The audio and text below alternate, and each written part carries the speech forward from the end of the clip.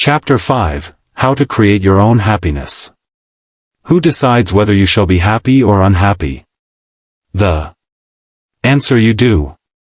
A television celebrity had as a guest on his program an aged man. And he was a very rare old man indeed.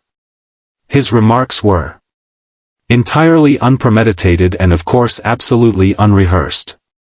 They simply bubbled up out of a personality that was radiant and happy.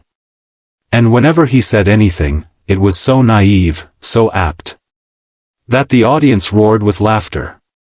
They loved him. The celebrity was impressed, and enjoyed it with the others. Finally he asked the old man why he was so happy. "You must have a wonderful secret of happiness," he suggested. "No," replied the old man, "I haven't any great secret. It's just as plain as the nose on your face. When I get up in the morning," he explained, "I have two choices, either to be happy or to be unhappy, and what do you think I do? I just choose to be happy, and that's all there is to it." That may seem an oversimplification, and it may appear that the old man was superficial, but I recall that Abraham Lincoln, whom nobody could accuse of being superficial, said that people were just about as happy as they made up their minds to be. You can be unhappy if you want to be.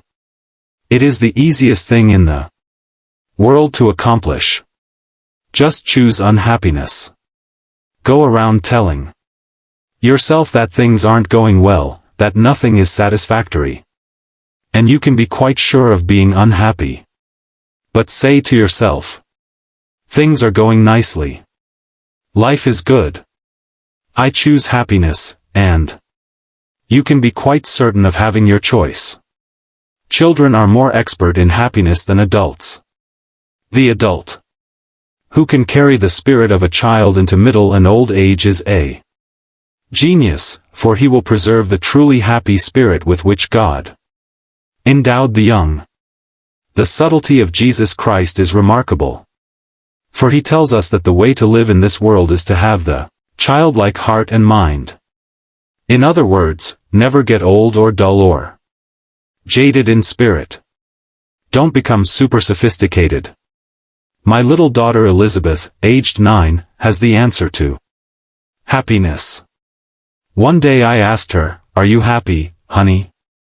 "Sure. I'm happy," she replied. "Are you always happy?" I asked. "Sure," she answered, "I'm always happy."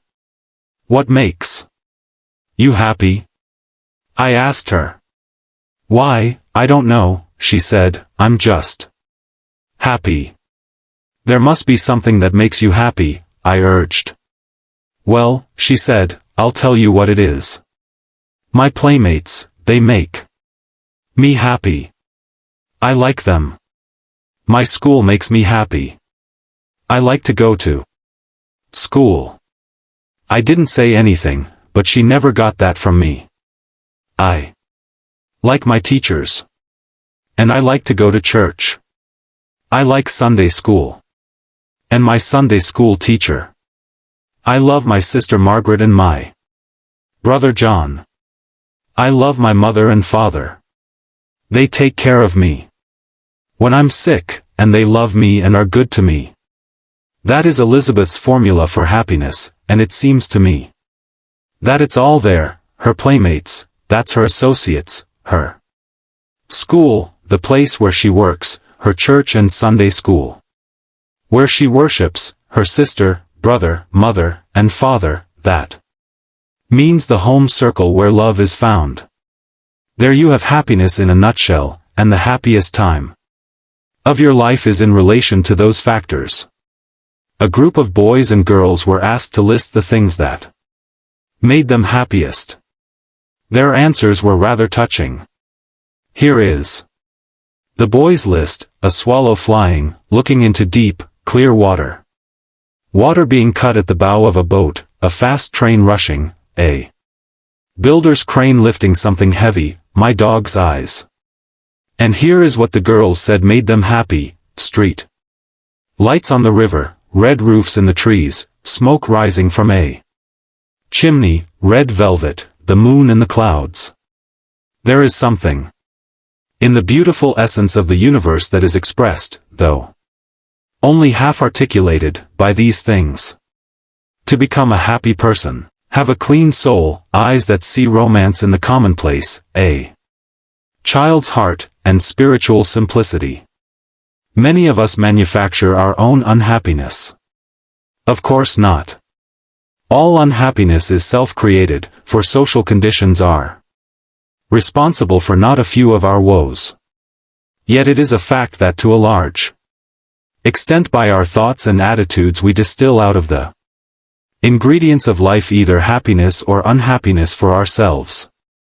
4 people out of 5 are not so happy as they can be, declares an eminent authority, and he adds, unhappiness is the most common state of mind.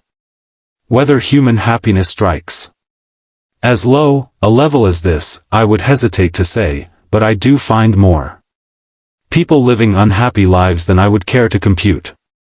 Since a fundamental desire of every human being is for that state of existence called happiness, something should be done about it. Happiness is achievable and the process for obtaining it is not complicated.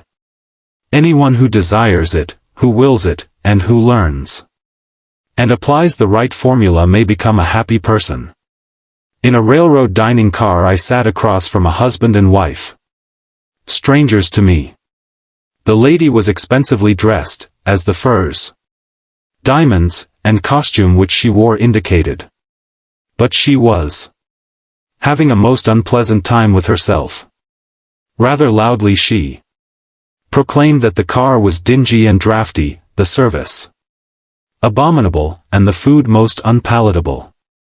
She complained and fretted about everything. Her husband, on the contrary, was a genial, affable, easygoing man who obviously had the capacity to take things as they came. I thought he seemed a bit embarrassed by his wife's critical attitude and somewhat disappointed, too, as he was taking her on this trip for pleasure. To change the conversation he asked what business I was in, and then said that he was a lawyer. Then he made a big mistake. For with a grin he added, my wife is in the manufacturing business. This was surprising, for she did not seem to be the industrial or executive type, so I asked, what does she manufacture?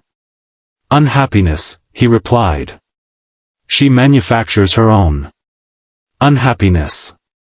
Despite the icy coolness that settled upon the table following this ill-advised observation, I was grateful for his remark, for it describes exactly what so many people do, they manufacture their own unhappiness.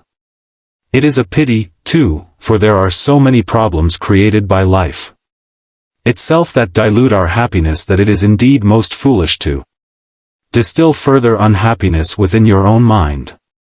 How foolish to manufacture personal unhappiness to add to all the other difficulties over which you have little or no control. Rather than to emphasize the manner in which people manufacture their own unhappiness, let us proceed to the formula for putting an end to this misery-producing process. Suffice it to say that we manufacture our unhappiness by thinking unhappy thoughts, by the attitudes which we habitually take, such as the negative feeling that everything is going to turn out badly, or that other people are getting what they do not deserve and we are failing to get what we do deserve. Our unhappiness is further distilled by saturating the consciousness with feelings of resentment, ill will, and hate. The unhappiness-producing process always makes important use of the ingredients of fear and worry. Each of these matters is dealt with elsewhere in this book. We merely want to make the point at the present time and stress it forcefully that a very large proportion of the unhappiness of the average individual is self-manufactured. How, then, may we proceed to produce not Unhappiness but happiness? An incident from one of my railroad journeys may suggest an answer. One morning in an old-style Pullman car. Approximately a half-dozen of us were shaving in the men's lounge. As always in such close and crowded quarters after a night on the train, this group of strangers was not disposed to be gay. And there was little conversation, and that little was mostly mumbled. Then a man came in wearing on his face a broad smile. He greeted us all with a cheery good morning, but received rather unenthusiastic grunts in return. As he went about his shaving he was humming, probably quite unconsciously, a gay little tune. It got a bit on the nerves of some of the men. Finally one said rather sarcastically, "You certainly seem to be happy this morning." "Why? All the cheer?" "Yes," the man answered, "as a matter of fact, I am happy. I do feel cheerful." Then he added, "I make it a habit to be happy." That is all that was said, but I am sure that each man in that lounge left the train with those interesting words in mind. I make it a habit to be happy. The statement is really very profound, for our happiness or unhappiness depends to an important degree upon the habit of mind we cultivate. That collection of wise sayings, the book of Proverbs, tells us that, "He that is of a merry heart hath a continual feast." Proverbs 15 verse 15, in other words, cultivate the merry heart, that is, develop the happiness habit, and life will become a continual feast, which is to say you can enjoy life every day. Out of the happiness habit comes a happy life. And because we can cultivate a habit, we therefore have the power to create our own happiness. The happiness habit is developed by simply practicing happy thinking. Make a mental list of happy thoughts and pass them through your mind several times every day. If an unhappiness thought should enter your mind, immediately stop, consciously eject it, and substitute a happiness thought. Every morning before arising, lie relaxed in bed and deliberately drop happy thoughts into your conscious mind. Let a series of pictures pass across your mind of each happy experience you expect to have during the day. Savor their joy. Such thoughts will help cause events to turn out that way. Do not affirm that things will not go well that day. By merely saying that, you can actually help to make it so. You will draw to yourself every factor, large and small, that will contribute to unhappy conditions. As a result, you will find yourself asking, why does everything go badly for me? What is the matter with everything? The reason can be directly traced to the manner in which you begin the day in your thoughts. Tomorrow try this plan instead. When you arise, say out loud 3 times this one sentence, "This is the day which the Lord hath made, we will rejoice and be glad in it." Psalm 118 verse 24, only. Personalize it and say, "I will rejoice and be glad in it." Repeat it in a strong, clear voice and with positive tone and emphasis. The statement, of course, is from the Bible, and it is a good cure for unhappiness. If you repeat that one sentence 3 times before breakfast and meditate on the meaning of the words, you will change the character of the day by starting off with a happiness. Psychology. While dressing or shaving or getting breakfast, say aloud a few such remarks as the following: "I believe this is going to be a wonderful day. I believe I can successfully handle all problems that will arise today. I feel good physically, mentally, emotionally. It is wonderful to be alive. I am grateful for all that I have had, for all that I now have, and for all that I shall have. Things aren't going to fall apart. God is here and He is with me. and He will see me through. I thank God for every good thing. I once knew an unhappy sort of fellow who always said to his wife at breakfast, "This is going to be another tough day." He didn't really think so, but he had a mental quirk whereby if he said it was going to be a tough day, it might turn out pretty well. But things really started going badly with him, which was not surprising, for if you visualize and affirm an unhappy outcome, you tend thereby to create just that type of condition. So affirm happy outcomes at the start of every day, and you will be surprised at how often things will turn out so. But it is not sufficient to apply to the mind even such an important affirmation therapy as I have just suggested unless throughout the day you also base your actions and attitudes upon fundamental principles of happy living. One of the most simple and basic of such principles is that of human love and goodwill. It is amazing what happiness a sincere expression of compassion and tenderness will induce. My friend Dr. Samuel Shoemaker once wrote a moving story about a mutual friend, Ralston Young, famous as Redcap No. 42. In the Grand Central Station in New York. He carries bags for a living, but his real job is living the spirit of Christ as a redcap in one of the world's greatest railway stations. As he carries a man's suitcase, he tries to share a little Christian fellowship with him. He carefully watches a customer to see if there is any way in which he can give him more courage and hope. He is very skillful in the way he goes about it too. One day, for example, he was asked to take a little old lady to her train. She was in a wheelchair, so he took her down on the elevator. As he wheeled her into the elevator, he noticed that there were tears in her eyes.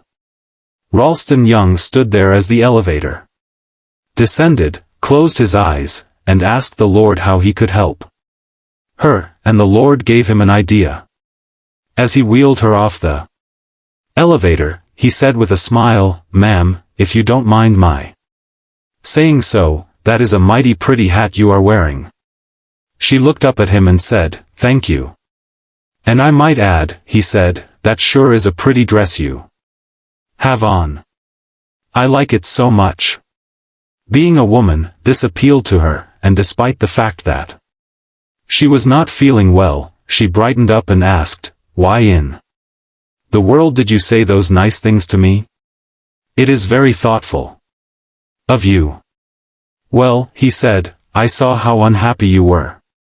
I saw that you were crying, and I just asked the Lord how I could help you."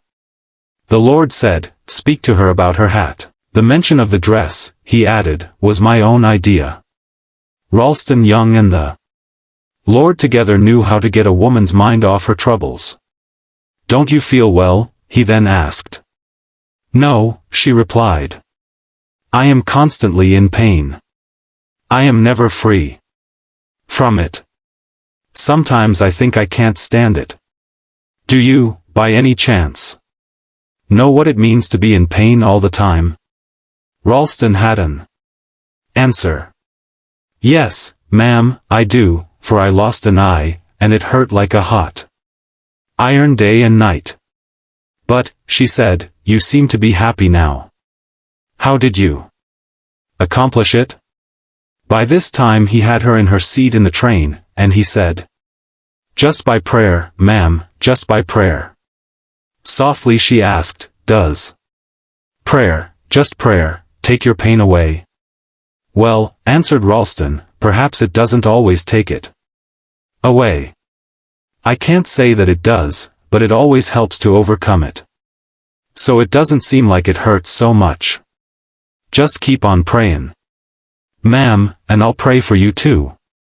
Her tears were dried now, and she looked up at him with a lovely smile, took him by the hand, and said, "You've done me so much good." A year passed, and one night in Grand Central Station, Ralston Young was paged to come to the information booth. A young woman was there who said, I bring you a message from the dead. Before she died, my mother told me to find you and to tell you how much you helped her last year when you took her to the train in her wheelchair. She will always remember you, even in eternity. She will remember you, for you were so kind and loving and understanding. Then the young woman burst into tears and sobbed in her grief. Ralston stood quietly watching her. Then he said, "Don't cry. Missy, don't cry. You shouldn't cry. Give a prayer of thanksgiving." Surprised, the girl said, "Why should I give a prayer of thanksgiving?"